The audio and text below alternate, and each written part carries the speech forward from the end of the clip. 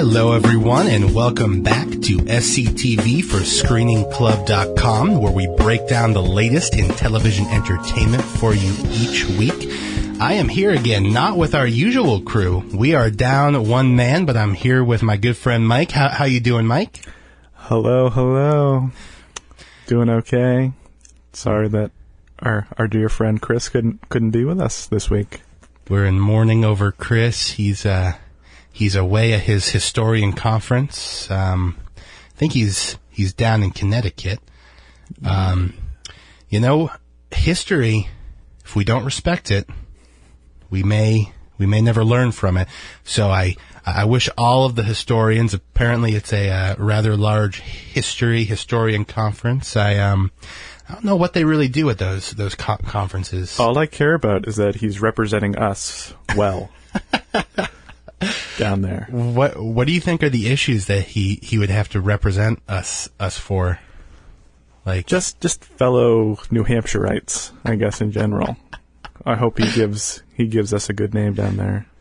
I'm sure he's making us proud. I'm sure there are many history. I know it sounds like an oxymoron, but history moving forward, I'm sure there's lots of things to think about and keeping track of things and museums and all of that. I mean, I'm sure there's a lot to do. So good luck to Chris with that, and he'll be back with us next week. Although he has left us with a little parting gift, his thoughts on the week. So we'll get to that later.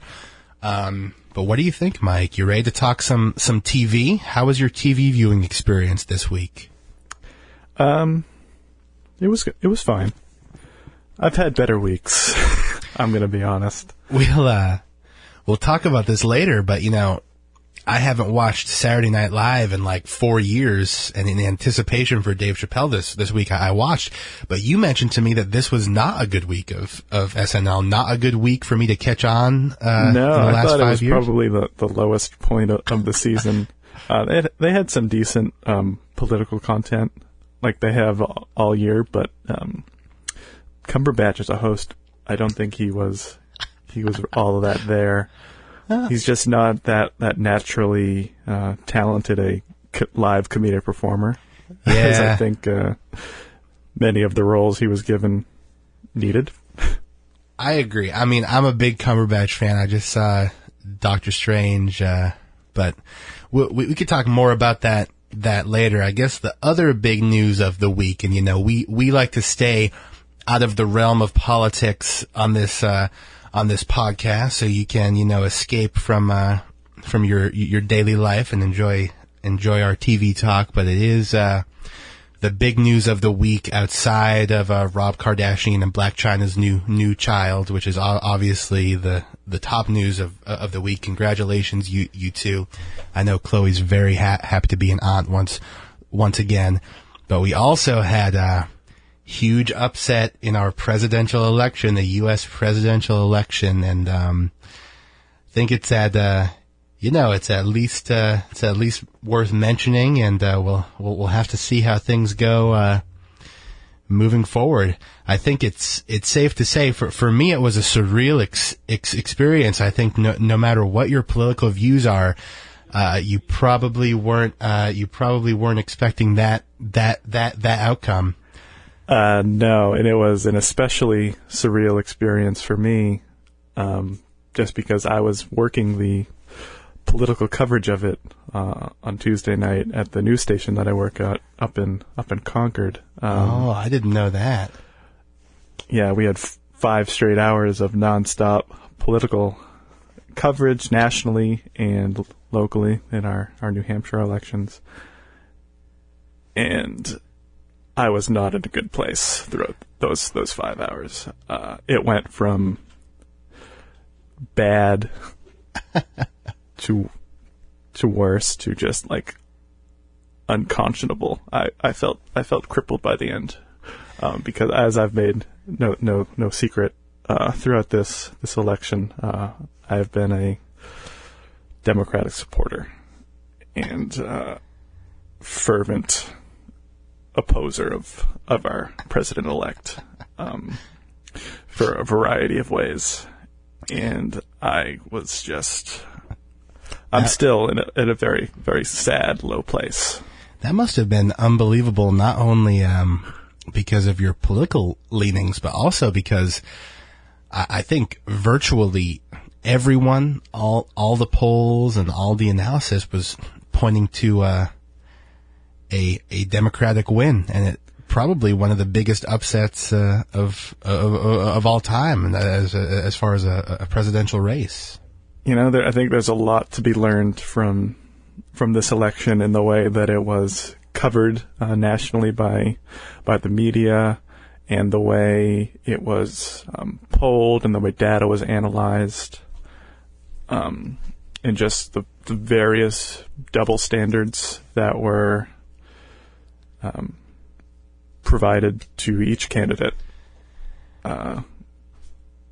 There's just a lot to learn from and to perhaps do differently the next time around. What was the scene like behind the scenes in a newsroom environment? I wasn't in the newsroom or the control. I was in the studio out with the two hosts as well as the obligatory Republican and Democrat supporters. Ah, okay. So it's a very nonpartisan news station. They try to remain as down the middle as possible. So there wasn't a whole lot of analysis as far as the implications of each party, but it was just more like, this is what's happening here and this is what's happening there. Gosh, they must have been surprised though, right? I think everyone was surprised. I still am in a bit of shock and mourning. We'll have to get it's Chris's a helpless views. feeling, and it's almost a hopeless feeling, but I still have to try and remain hopeful. For the future. We as much as I can, as much as we all can. Mike and I and all of us from New Hampshire always take a bit of an elitist viewpoint, as we're really, we're the smallest swing state. We're really the only New England swing state. So we always, That's true. Our vote perk up counts a little bit more than a lot of other people's vote. On election day when you walk around New Hampshire, everyone's looking a little bit chipper. As I tweeted this out, though, I am proud of our state in general, because I think we, more than most swing states, we stayed strong. In what way? You're talking in a partisan way? Partisan way, we yes. went the way that you want? I mean, the polls were correct in New Hampshire. We voted the way that the polls suggested we would vote. And we didn't cave to the rest of the country. It was a crazy day, and if it didn't work out the way you wanted, I'm sorry. And if it did, congratulations, and hopefully we can all we can all work together moving forward, and we will continue hardly talking about any politics at all on this podcast. So please don't worry, and we will move on. Right now, let's talk about another surreal political experience. This time, one that all fictional. With our good friend Kiefer, ladies and gentlemen, the return of designated survivor. Who we learned is an independent, Kiefer Sutherland, President Kirkland. Oh, he said that he's an independent. That's right.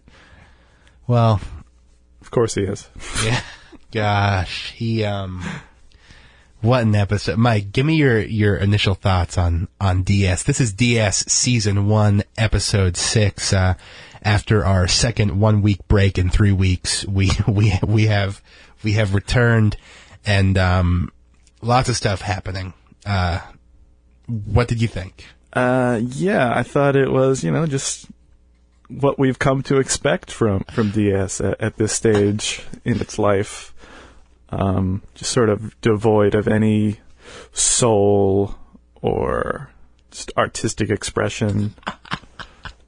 Just as straightforward and generic and lifeless as you're going to get from a 1 hour network drama set in Washington, D.C.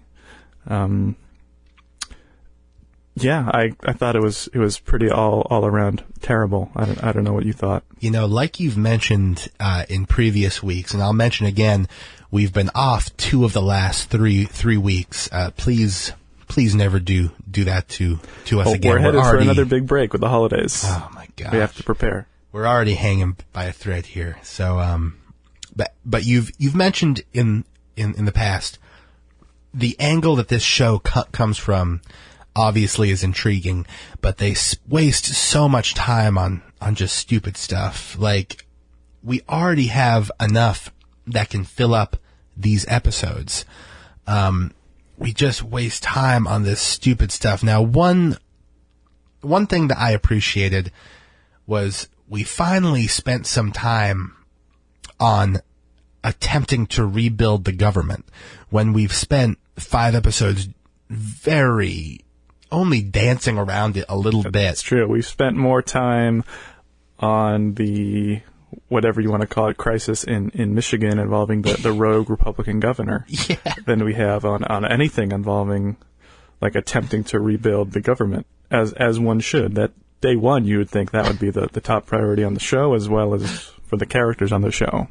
So this episode opens with President Kirkland speaking at, I believe, like a governor's ball or it's like a conference. It's all the governors are in town. May I just say that premise alone is preposterous, because the last time all of the nation's leaders, including the President of the United States, gathered in a single room in Washington, D.C., they were blown to pieces and all died. So, 2 weeks later, they go ahead and do the exact same thing? They bring probably all at the remaining... a less secure location. That is a good point. And know what? You keep bringing it up. You have been the voice for the ridiculousness of them not having proper security after this huge all-time national crisis. They're still just operating just so casually out of the White House, as if they're not at risk in any way is kind of an insult to the intelligence of the viewer. But then they go ahead and do this. I mean, like, literally, the only remaining, like, voices within the government that can help to rebuild the country, they go ahead and gather them all into a room, because they need all these governors to appoint the Congress. And if they all die, then what? Lieutenant governors? Like, what are we talking about here? Now, I've got a couple of questions. Hey, wait a second. Sorry. No, please. And then you're passionate about this. And then they're immediately at risk from this gunman. Like, yeah, he was by himself, but what if it was like some militia that marched the grounds? They all could have been slaughtered. I've got to say, one of the cheesiest moments of the entire series thus far, and that's saying something, was when I forget exactly how it goes down, but someone informs President Kirkland that there was that attack. They're at the White House, right? Yeah. I'm pretty sure that was outside the White House. Yeah. Yeah. Actually, it is, because I remember them showing the bullet holes in the side of the White House, and then they say a gunman has attacked the White House, and then the dramatic music plays, and it zooms in on Kiefer, and he goes like, "They've already attacked the Capitol building. Now the White House? What's next?"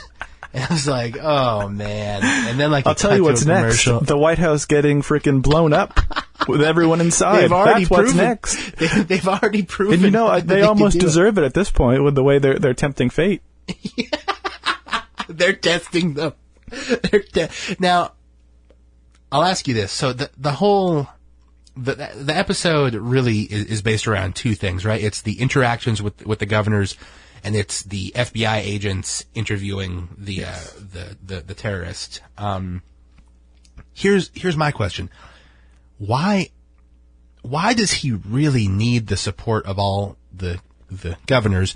Is my first question. Can't he just say, "Send me your send me the representatives, or you won't be represented in the federal government. Like, why does he need all of these people's support? And second, well, they tried to present it like a lose-lose situation in that, I mean, they introduced the narrative device of the Syrian refugees being blocked by the Republican governor from entering the state. So in order for, I forget exactly what the situation was, he needed the approval of the governors. Right. Needed he needed to be able to work together with the governors to get the government up and running. But in order for them to agree to help him, he needed to block all passage of immigrants into the country. All immigrants. Everything. Immigrants. I mean, and this is where I think the show fails as well, is that it's so blindly ideological. And it so clearly has like a partisan point of view. It's very, I would say, liberal. It's very Democrat in the way it's at least presented Kirkman and his team, and their opposition. Yeah, I mean, it is very political, but it just does it in the most just caricatured, like ham-fisted way imaginable. Like I'm a pretty liberal person, I think, in many respects. You are as well, in some degree. To some degree. Well, again, I'm sorry to everyone. I know you're not coming here for our political but anyways, thoughts. I'd say I'm probably like in the middle, like a libertarian. Right. But even I'm just like rolling my eyes at like the way the show presents like Republicans. Like, I think it's not very good in the way it's doing that. Definitely no shame in that area. Let me say this, though. You know, it's time and time again, if there is a national crisis, if there is a war, if there is anything, like if there is a huge national crisis, not 9/11, causes people to come together. It causes like a surge in national pride and in working together. I think there is no way that those governors would come and just be ready for a fight. I think they would be coming in, right? Like, exactly, ready to work and get the government going. Like, not just be like, hey, if you don't work with us on this immigration issue, we're gonna already screw over the country even further than it's already been. Like, that is ridiculous to me. That's true. Yeah, like they would be coming in. Just look at the way the country responded en masse. To the 9/11. Yeah. I mean, and this show so clearly wants to present this as like an allegory for 9/11, and it is doing a terrible job at that. It would literally be like you just pick one. Everyone has their issues that they're passionate about, and everything's important. But when there is a crisis, everyone sort of has to work together and come above it. It would be like some huge national event happening that you have to face. Oh, but this very small issue, we have to. I mean, I know immigration is not a small issue, and they're tying it back to they don't want more people to come in and attack us. But really, it's like you're gonna focus on this one issue when there's all this other work to be done. Really, it relates back to the show as a whole. Yeah. There's all this work. There's all this work to be done, but we're worrying about whether Kiefer is his son's father at times. Like it's just, and they just have to constantly present like these moral conundrums for Kiefer and his team to reconcile with, and it's just constantly going to that well. Like, what's he going to choose? Is he going to choose the side of his heart, of his moral ideological leanings, or is he going to do what's like politically expedient, or maybe is he going to compromise with the other side? And it's just like rinse repeat every week. We're dealing with this with Kiefer Sutherland. Let's oh no, please! If you hadn't, and I would be remiss if we didn't mention that the fact that we were so close to closing this episode without hearing anything from or about the paternity of Leo Kirkman. And yet, at the very end, we get that woman questioning Kal Penn about that. Yep, they snuck it in. They snuck it in. Right under the crack. Never forget that it's coming, Mike. Coming back in a big way. It is coming. Oh, and we also need to talk about her and that situation. I mean, is there any doubt in your mind that she isn't just playing him for her own career ascension? That's a good point. Obviously, that's what they're going with this. Are you saying no woman could ever love Kumar? No, I just think that the show is so stupid that's the only route that this could possibly go in. Know what you just made me realize? We're probably because it's not happening in a timeline that's working the same as real life timeline. I was thinking, man, what if the paternity drama comes out during a holiday episode? That would be crazy.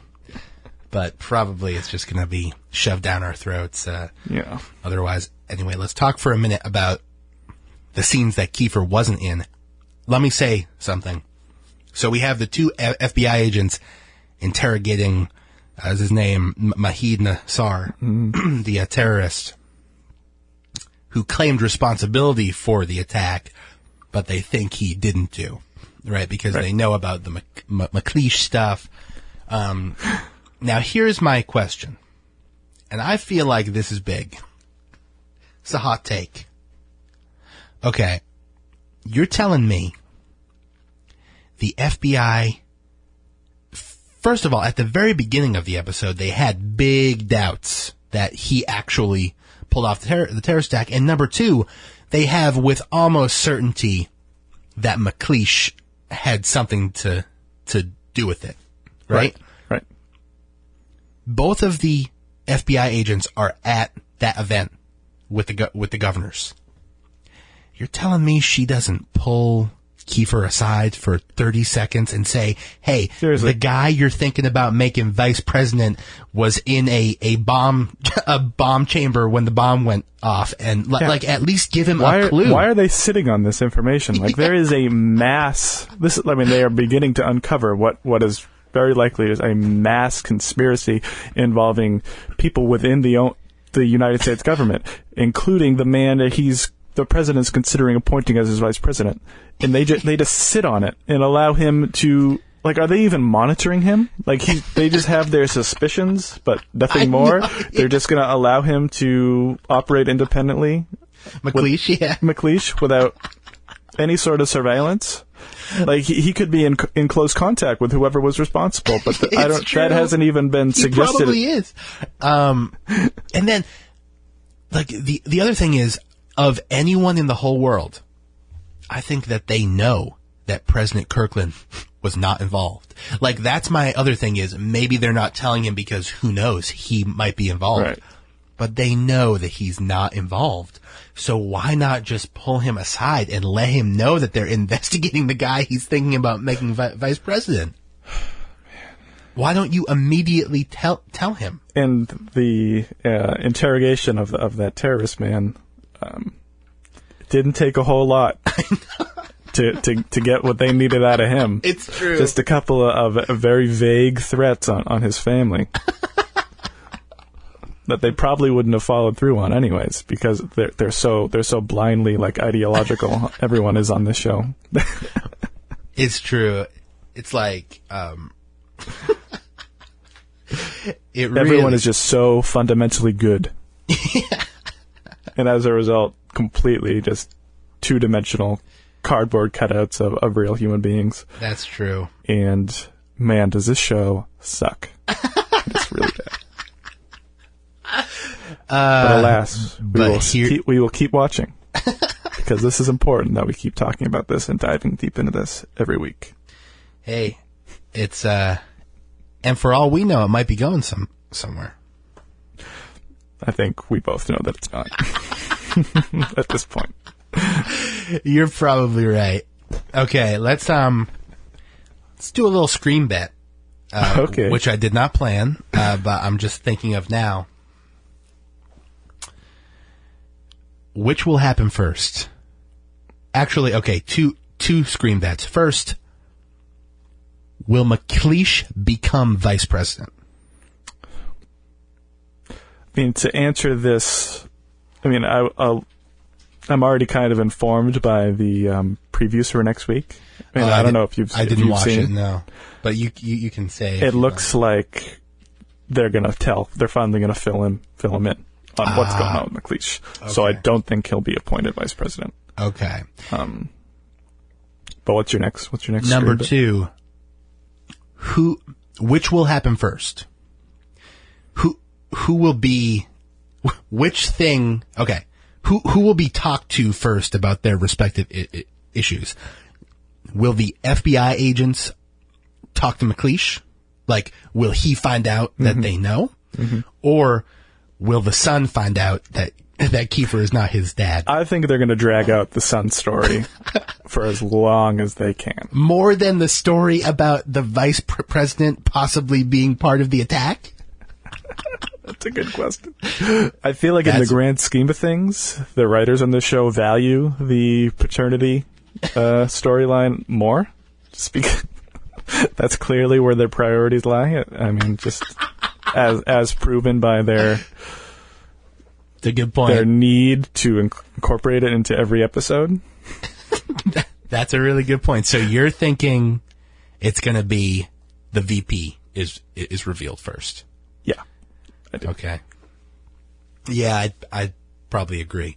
But for the sake of a screen bet, I'll say the paternity question is revealed first. And that's our bet. Let's move on to something a lot more exciting than DS. American Horror Story. I'm glad you could admit that. Well, it's not difficult. I mean, gosh. I mean, a lot of exciting stuff did happen. This was a good episode. And a fitting conclusion, I think, to this part of the story. Just let me say before I get your thoughts, I had moments in this episode where there was a moment in the middle where I said, this might be my favorite episode of the season. But by the end, I said, man, we are really just stretching things out. Like, we are stretching things out. And I'll dive more into that, but please tell me what your thoughts were. Well, yeah, I mean, last week I thought was the lull of these 4 episodes. You could certainly start feeling them like drag out this part of the story, essentially just so they could get to this episode. Whereas with this week, I thought it was just fun and scary and fast moving from the jump, and that really carried through, I thought, to the closing scene, which was really strong. And just in general, I thought this. I mean, the Kathy Bates Power Hour, I think from 2 weeks ago, was probably the high point for me of 3 Days in Hell, Return to Roanoke. But this week was really good as well. Of course, it's all relative, right? I mean, it was the highlight, but it wasn't great. Correct. I mean, it was good. It was good. Yeah,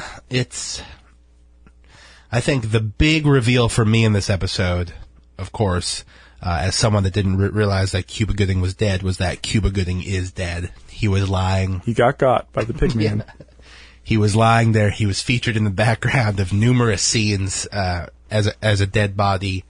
And know what I also, I guess how it happened was I was watching a rerun on FX, and it went right into The People versus O.J. Simpson, which I've never seen. Wow, that was riveting. That was a great show. Talk about something that's way better than American Horror Story. That pulled me right in, and I watched the first episode. So wow. You got to check that out. So I'll be looking forward to the rest of that. But anyway, Cuba Gooding is dead in American Horror Story. we open up with the butcher or Kathy Bates' character's son coming in, right? There's that whole scene where that wasn't the first scene, but that was one of the first. We first open up with the three teenagers wandering through the woods. Yeah. Now I know you called that fun, but come on, we're just like they just inserted that. It's just to stretch these things out. They did, but I thought that they provided value to the episode. Yeah, value that. They brought back Thaisa Farmiga, who was in season 1. I read that. Season 3, Coven. Her first appearance on the show since Coven. And I thought her character was great. I enjoyed her interactions with the other two. And they provided... And just the fact that they had, like, head cams as opposed to wandering around, like, aimlessly with their iPhones. Let me just... I appreciate it. There was that moment when they came up and said, like, these videos were from the guy's iCloud. Why even, like, pretend? Like, 50% of the time, it's clear that they don't give a shit. Like, why even pretend at times that, like, that this is, like, oh, here's why we have all this video. I would have even bought that the footage, despite being lit on fire, that footage was somehow recovered from those cameras.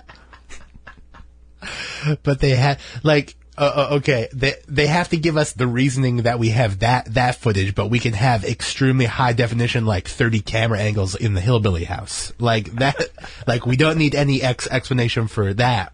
But for this camera footage, we need to get the card with like the special explanation. I did like that card though. I mean, just like saying what we were about to see was extremely violent and unedited, and that sort of just primed you for what you were about to see, which was absolutely horrifying. Yeah, it was crazy. They were kebabbed.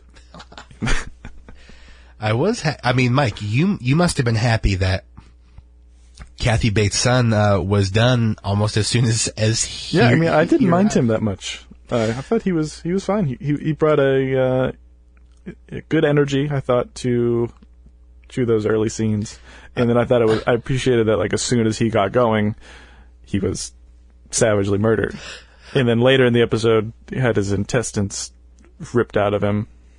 Of course, he was like this sub example that you can sort of extrapolate for the entire season, which is like, oh, this new person's arrived. Let's spend like a full five minutes with him explaining like why he doesn't have a cell phone, why he can't leave, why we can't do this, like, so we can set up that, yes, he is here and he's a new character, but he, like everyone else, for some reason, can't have any contact and can't leave and can't do anything, and he is just here. Ubered here, doesn't have a car. Yeah, so they had to set up like that whole thing and like drop all that on us in the first 60 seconds of him talking. Yeah, and then he's just killed. Like I thought that was kind of like a funny joke. Yeah, that we spend some time with him, and then it ultimately doesn't matter because he was disemboweled. I still don't get how anyone is doing this. How does anyone not know that people have died at this house due to either supernatural causes or people coming and killing them? Like, people were murdered in this house. Why does everyone act like it's a big joke? I would not be going to this house where all this murder happened and all this crazy stuff happened. It's crazy. Well, I think early on they sort of established that a lot of people just don't buy it. That they, like, the producer, clearly didn't believe that what was depicted in the reenactment was in any way true, and that's why he and everyone gathered back at that house. So and to some extent the police were sort of in cahoots with the Polks, the hillbillies. Yeah, it's a thin. And there was some clear, like, social commentary this week in the way we deal with police footage and footage that's caught on camera involving African Americans, and whether you buy fully into that narrative. I sort of just enjoyed that the show sort of touched on it, but didn't sort of dive like too deeply and sort of hit you over the head with it. Like, it's there if you want to invest in it, but if you don't care about that aspect of it, you can just sort of enjoy it for the scares, as those two teenagers laid out early on. Sure. Like, this was just scary and fun. It's true. Let me ask you this.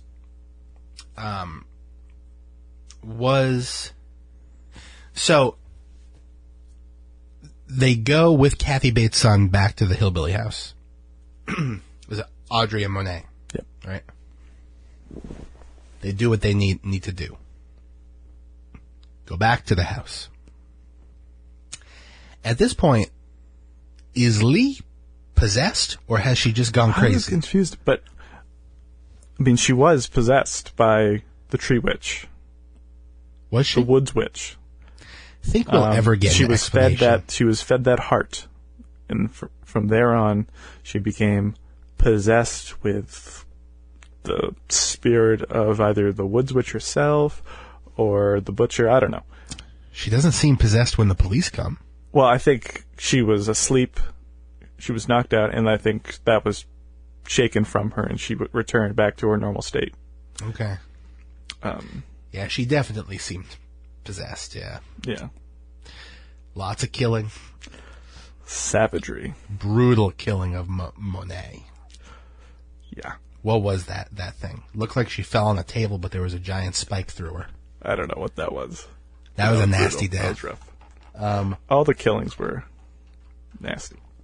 They were all nasty. Was that a little Game of Thrones callback when they burnt the kids at the stake? I don't think so. That was the craziest Game of Thrones scene of all time, wasn't it? That was when they burned Stannis' daughter. Oh, jeez. Come on. I don't even want to think about that. Talk about some... Noah, it really makes you put everything in perspective when you think about how much better Game of Thrones is than this show.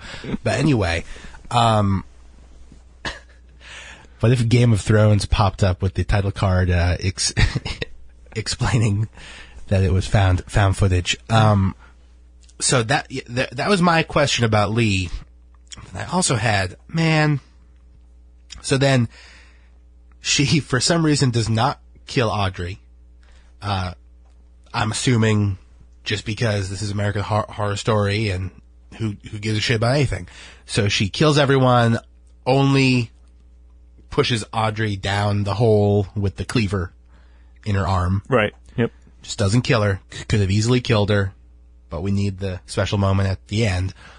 The thing at the end, what was that? Come on. So Audrey sees Lee and then has like the awkward, like looking like she's getting wicked pissed for 10 seconds, and then what does she do? Grab the cop's gun? Yep.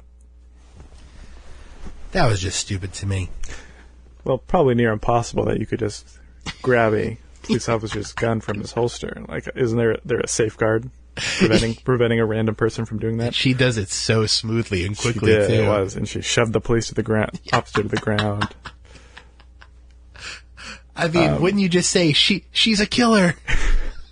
Like, it's so easy. I did kind of like that, though. Just in that I mean, it completely ended her, like, within seconds.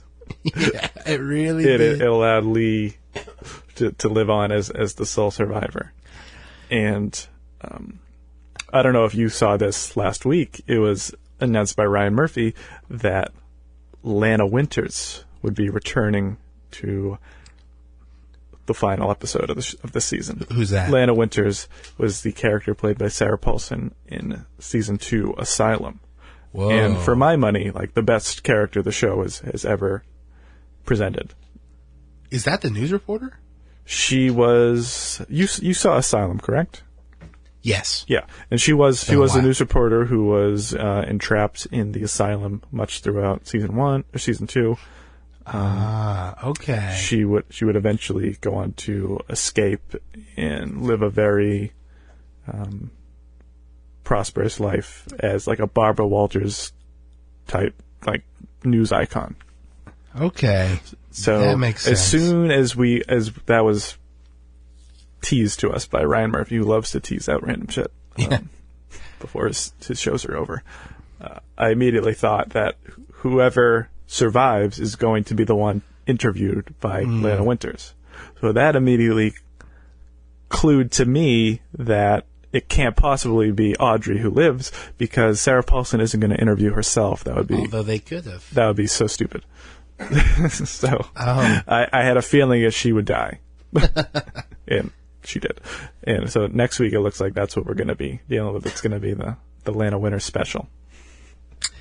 Yeah, you think it's going to be one episode, the whole thing? Yeah, that's the finale next week. Wow. I mean, like, you think that's what the whole episode's going to be? I do, yeah. Should be pretty crazy. What else, like, any other predictions, thoughts on next week? We both won our updated Scream bets, because I don't know if you picked Lee in the first place. I did. Well, not the first time, but the second time. Yeah, the second time. We both picked Lee the second time, so we sort of won. Right. Any other thoughts or predictions for next week, Mike? Man. I don't know. I think we'll come back to the house in some way. Well, I don't think we're done with the Ghosts of Roanoke just yet. Will some other random shit be stuffed down our throats? Like, we'll just get some other... I really hope that Lana Winters doesn't get killed. That'd be very sad. My God. Okay, well, we'll have to see. We'll have to see. Certainly, it's still intriguing me. Just a little rough. Let's do this. Just a couple quick hits today. Yep. Mike, you've been watching Shameless. Yeah. As I spoke about a few weeks ago, I was really happy to have Shameless back. I think I spoke after it premiered and said that while the last couple seasons, 5 and 6, had been a little rough in the storylines it gave to many of its characters, I felt like this season, early on, sort of was finally out from under a lot of those plots that were sort of dragging down the show. And through 4 or 5 episodes, I don't even know, we've gotten this year, I'd say that's still correct. I think a lot of what we've seen so far has been of a much higher quality than previous years. Great. There's been a really interesting, overarching plot involving Fiona, the main character, who's finally trying to do what's in the best interest for herself and her career, to the detriment, you could argue, of her younger siblings, of whom she is legally responsible. But still, I think that's been interesting. Stuff involving Carl, who's now off to military school, and his ex-girlfriend's father has been great. The really weird, creepy three-person marriage that we've gotten with Kevin and Svetlana has been fun, although that's kind of going in a weird spot. Lots of storylines going on, huh? There's like 7 or 8 storylines ongoing at once. It's not without its lulls, its dud moments. You can sort of take or leave the Frank William H. Macy stuff, really as you can in any season. I hope that does come back around to involving the main cast at some point. It looks like it might, but overall, I've been very happy with it, and I hope it keeps it up. Happy to hear you've been enjoying it. That's one that I've never watched. What season is it again? This is season 7. My God, I would have a lot of catching up to do. 12 episodes a season on Showtime. So, although I've done it with Game of Thrones, I watched multiple seasons of that to catch up. But another quick, not really quick hit, just a note. Talked about this a little bit last week and a little bit at the beginning here. Dave Chappelle hosting at SNL. We're recording this on Saturday. He'll be hosting this evening, Saturday Night Live. I'm really looking forward to it. Apparently, Benedict Cumberbatch gave a subpar performance for SNL standards by what Mike told me the first episode I've watched in preparation for Dave Chappelle tonight. Dave Chappelle is an absolute treasure. He is going to be awesome. He's been out of the spotlight for years now. I cannot wait. He is one of the funniest guys. And we'll definitely talk about it next week. And just to touch on SNL, just a little bit more generally, it is going to be interesting to see how it handles the election, because I think SNL has been just very overtly treating this election cycle as if Hillary Clinton is going to win. She's going to be president. Donald Trump is just this big stupid joke who will never be president. Like, that's the sort of been the themes of this season. So it's going to be interesting to see how it reconciles with that. Very interesting. How they're going to treat Trump, who I imagine will be played, I don't know how much longer, by Alec Baldwin. Like, he probably signed on envisioning he's only going to be playing Donald Trump for a few weeks, because after this week in November, he'll be gone. It'll be all Hillary. So how is it going to handle that? That's an interesting thought. Yeah. I don't know. It'll be.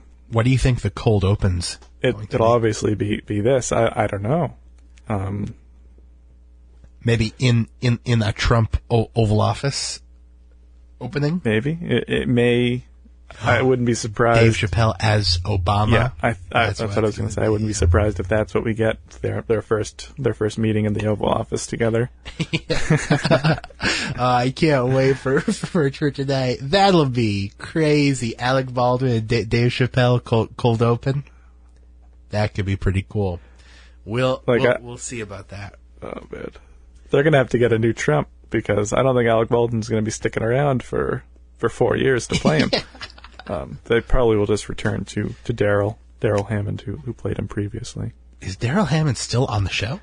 He's not a cast member, but he is the announcer of the show and has sort of sporadically appeared recently. As last year, he played Trump exclusively, and he also will pop up now and then as Bill Clinton. So they'll probably, I imagine, after the holidays, go back to him. Daryl Hammond is the announcer? Yeah. Wow, I didn't know that. Live from... This is at Saturday Night Live. Okay. And that's on the names. Well, I'm definitely looking forward to that tonight. Let's talk about Westworld. Yeah. So, our sweet friend Chris, as we mentioned and spoke about extensively, is away at his historian party. But he has sent us his thoughts on this week's episode of Westworld.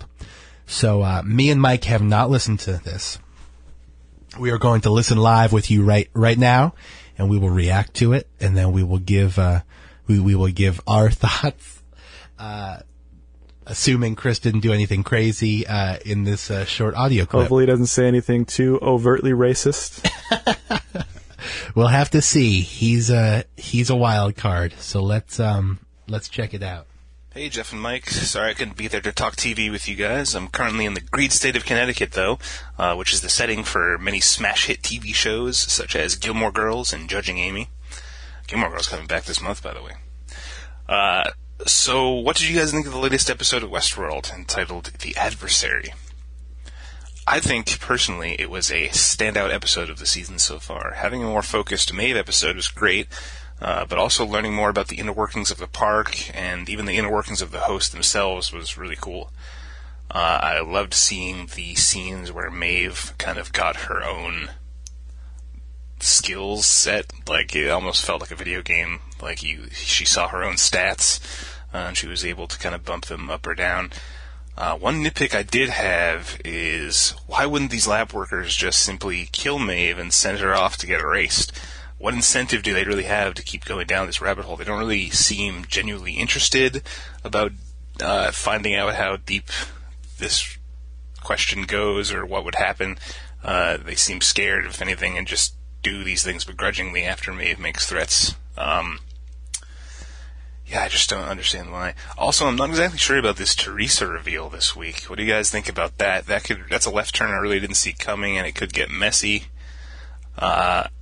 I'm not sure where it goes. I definitely could see her being like she's doing this for a good reason that we just don't know yet, kind of thing.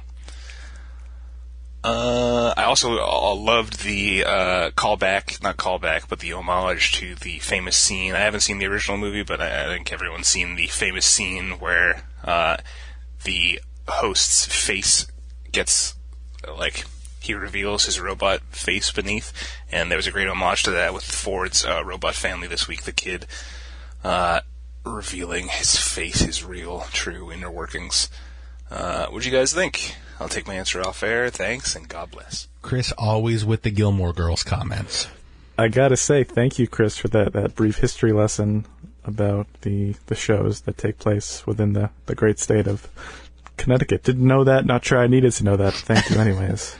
Only Chris, always shoving his historical commentary in our face. We thought we could get away from it for 1 week while he's at his event, but Chris also acting like he was calling in. I thought it was sort of like we had a live caller, but Chris making a lot of good points too. Yeah, I agree with him on mostly everything he said. I thought this was a standout episode. I mean, we all know how much I love Maeve. We got a lot of great Maeve stuff. Certain scenes may have been the high point for me of the season so far. And I also, it really sort of hit home the fact with me that I much prefer to spend time within the Delos part of the show, as opposed to the actual, like, Westworld park. I thought it was very interesting to sort of peel back the inner workings of the park, and sort of the intrigue and the politics and the backdealing of the people that run the park. I thought was really cool to see, with clearer focus than in previous episodes. Yeah, like Chris mentioned, though, one thing I just can't put together in my mind is, why don't they just take her out? In fact, when they have the screen open, you could so easily just, hey, take that intelligence down to 0 and you won't be questioning things again. Like, they literally have the screen open. I mean, I get what she was blackmailing them. I don't recall exactly what she had over them, but yeah, she was basically blackmailing them with the information. Like, the only thing I can think of is, like, they can't dismantle her. They can't take her out of commission without there being, like, real consequences to that. And they also just can't keep killing and wiping her, because as she's proven, she's going to continue to retain this information. They don't exactly understand why, but she still is. Like, despite her repeatedly being killed, and I assume wiped to some degree, and placed back in her typical Westworld setting, she still always comes back with full awareness of what's really going on. That's a good point. So she's clearly learning. She's clearly becoming more intelligent, and that was before them, like, literally upping her level of intelligence and awareness and perception. I believe was the primary thing that they upped all the way. Yeah. So that would be my best answer to that. I think that makes sense. Although I feel like there is something that they could do. You know? Yeah. Like he said, they don't seem like really interested in exploring their options. They're starting to they're just caving to everything she's demanding of them. But then it made me think about, I'm not sure I bought how she reacted to being brought on that tour. Also, what the hell? Bringing her on the big tour, like, I love that scene. That's what I was talking about. It's like being one of the high points of the season for me. I mean, it was great, but it's not realistic to me that he would bring her on a tour just because she requested it. I know. You know? It's true. It just didn't make sense to me, but it was extremely cool. The scene in isolation, it was both just, like, beautiful and fascinating to watch, but also kind of horrifying just to watch it through her point of view. I mean, it could happen to any of us, you know? Sure. I mean, imagine if it did happen. Imagine if you just got taken out of this life and just to see like every aspect of her life is just this manufactured, artificial thing that people like literally create for. And seeing herself in the moving pictures in a previous role. Yeah, her dreams. Why are my dreams? That was pretty cool. That was pretty cool. It was really cool and really super well done. Who do you think... Let's talk for a minute. Chris mentioned Dr. Ford's family and the robot-faced kid. That was sort of just like an eerie scene to me. That kid was Dr. Ford, right? I think it definitely is. Younger, yeah. It definitely younger version is. of him. And that was his father. That whole scene was so eerie to me, just like Bernard walking out of the capsule thing and seeing the house in the woods and going to investigate. And then the father doesn't take his command to shut off or whatever. Just really weird, like just imagining Dr. Ford there just like interacting and watching his fake family. Really just sort of eerie. It was just it's an interesting thread. And it just makes you wonder how many are there other parts of the park where Dr. Ford just has these secret not decommissioned, but these secret like under the radar hosts. Yeah. Living and habitating. Who knows? Makes you wonder what other secrets he's got going throughout the park. He clearly doesn't know why the kid killed the dog. Like he's asking him. Right, yeah. So I'm wondering... Well, I'm wondering if maybe when he was literally that age, he did something similar, and he's trying to understand the psychology of why he did that through this robotic version of himself. It could be, but he seems genuinely confused, like he actually doesn't know if the kid killed It's possible, yeah. And then that made me think, how much does Dr. Ford really know? Like, at times it's just like, he seems like he's just a guy who wants to get this special thing done. Like he's got his big project, he wants to get it done, and then, be done with it. Or does he have this whole crazy thing that's going to happen with the maze? I don't know. Now that Chris isn't here, our resident person who is completely averse to diving deep into the theorizing that takes place in this show, maybe we could talk a little bit about that stuff. We certainly could, I guess. I think this might be our one opportunity to do so. I don't know. Should we reveal? I guess it depends. How much do you think we should reveal, Mike? Not really a reveal, but I think let's just say this: if anyone who's listening isn't interested in us talking about it, press pause, skip to the end, take a break for a couple minutes. Anyone who wants to hear, that includes you, Chris. Well, give me a couple thoughts, Mike. Can we talk about the Arnold stuff a little bit? I don't know how deep you've been diving into the chatter. I think you can pretty much hit me with anything, and I'll... Well, before we talk about Arnold, I think we need to talk about... what's his name? Bernard. In this dominant theory that he is, in fact, a host. Yeah. How do you feel about that? I think it would be crazy at this point for it to be true. Just Dr. Ford talking to him about his son and like really seemed to be digging in about his son dying and stuff. Like, well, that could just be like an implanted memory, an implanted like narrative device motivation. It could be that he purposely injected into him to sort of drive him. And it's just in the way that Ford interacts with him and in the way that Teresa almost interacts with him. There is a little bit of that. I don't really get it from, I believe her name was Elsie. Yeah.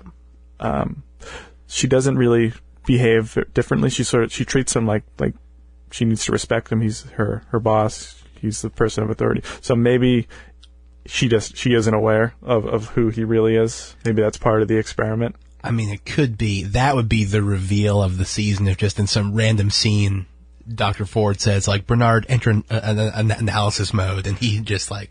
Yeah. You know? Absolutely.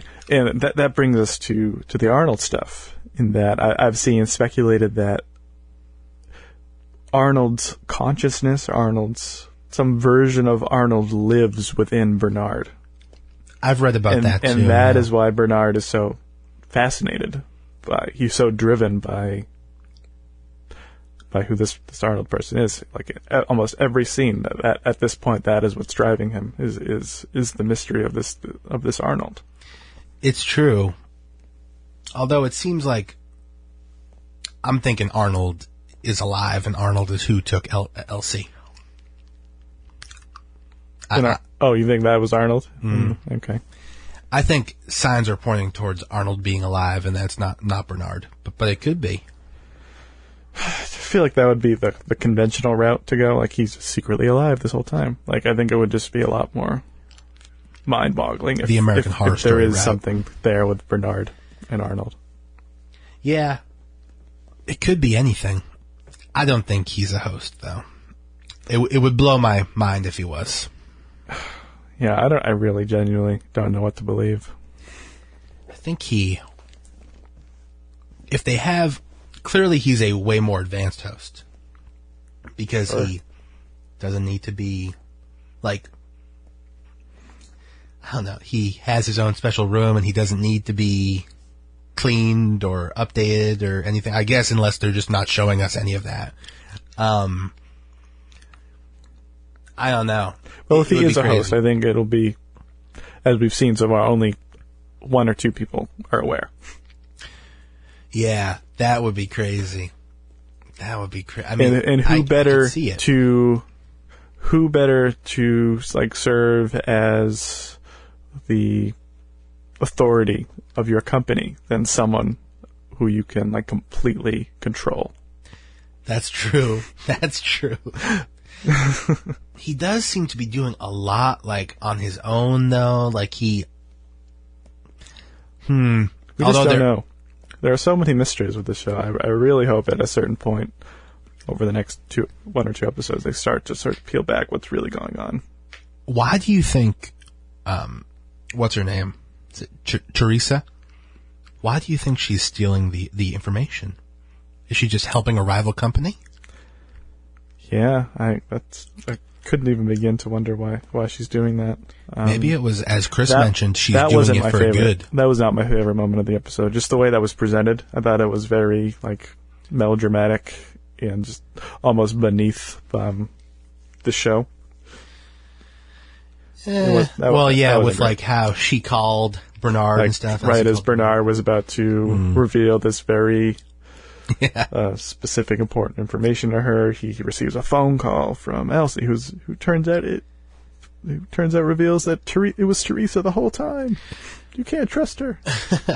What did you think about Teddy turning into a killing machine? I like that scene a lot. We've never seen anything like that. That side of him. Man jumped on the Gatling gun. And I like that the Man in Black was like, "No, I will do it because I can't be killed, but you can. If you die, I'm fucked." It's true. That was really interesting because that's the reason why the Man in Black, first time we've ever seen him like get captured and stuff like that, because he was trying to protect Teddy. He was protecting someone that could be killed. 100% of the other times, he's just a badass because he can't be killed. He can do whatever he wants. He had to play it more restrained. It was really interesting. It was good. It was good stuff. There, so much going on. It's good TV, man. Come on. It is good. Yep. This was. I wouldn't say that I've completely my misgivings are still present, I would say, but this was a step in the right direction. Let me let me ask you this, Mike. Where can we find you online? You could find me on Twitter @linguistics_ and on ScreeningClub.com. And where can we find Chris? Do you know? Who cares? Agreed. That's what you get for doing your historical stuff, Chris. You're not even getting a shout out. Is it that Morris _ that Morris at that Morris on Twitter? You can find me therealjeffmoore.com.